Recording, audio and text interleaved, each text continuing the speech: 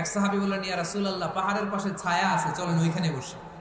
আল্লাহ রাসূল বললেন, একটা কথা বললা, এরা খ্রিস্টান মেহমান, এদেরকে নিয়ে ছায়ার মধ্যে বসা যায় নাকি? আরেক সাহাবী বললেন, ইয়া রাসূলুল্লাহ, আমার খেজুর বাগান, খেজুর পেড়েছি, খেজুর পাতা দিয়ে একটা বিছানা করে দে, ওইখানে বসি, কেমন হয়? রাসূল সাল্লাল্লাহু আলাইহি ওয়াসাল্লাম বললেন, না, দে আর দ্য ফরেন ডেলিগেটস, তাদেরকে নিয়ে তো এইভাবে বসা যায় না।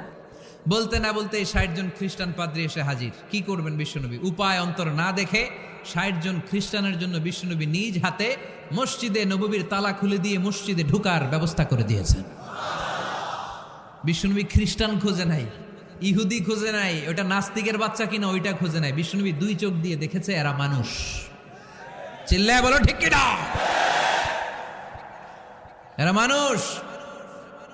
আমরা মানুষকে মানুষ হিসেবে কনসিডার করি না, খালি ভাগাভাগি, তুই আওয়ামী লীগ, তুই বিএনপি, তুই ভারতপন্থী আর তুই পাকিস্তানপন্থী, আমরা বাংলাদেশপন্থী, মাঝখানে আমরা জনগণ কি পন্থী? আসুন আমরা বাংলাদেশপন্থী হওয়ার চেষ্টা করি। সম্মানিত ভাইয়েরা, ইসলাম হচ্ছে মানবতার ধর্ম। এজন্য ইসলামের দ্বিতীয় বৈশিষ্ট্যের নাম আল ইনসানিয়া। কি নাম? ইসলামের 3 নম্বর বৈশিষ্ট্যের নাম হচ্ছে আশ-শুমুল। কি নাম? এবার সাউন্ড কমে আসছে,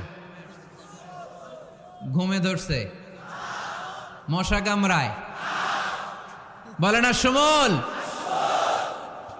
আশ-শুমুল মানে হচ্ছে শামিল করা আর কি, অল এনকম্পাসিং সোশ্যাল সিস্টেম। ইসলাম সব কিছুকে শামিল করে। আপনি এমন কোনো প্রশ্ন করতে পারবেন না যে হুজুর এটা ইসলামে আছে যে আমাকে বলতে হবে না, আমি অবশ্যই বলবো ইয়েস। আপনি কাঁথা সেলাই থেকে শুরু করে বঙ্গভবন কিভাবে চালাতে হয় ওইটাও কোরআনে আছে না নাই? রান্নাঘরে কিভাবে মাছ উল্টাতে হয় ওইটা থেকে শুরু করে মহাকাশে কিভাবে বঙ্গবন্ধু স্যাটেলাইট পাঠাতে হয় এটাও আমার কোরআনে আছে না নাই?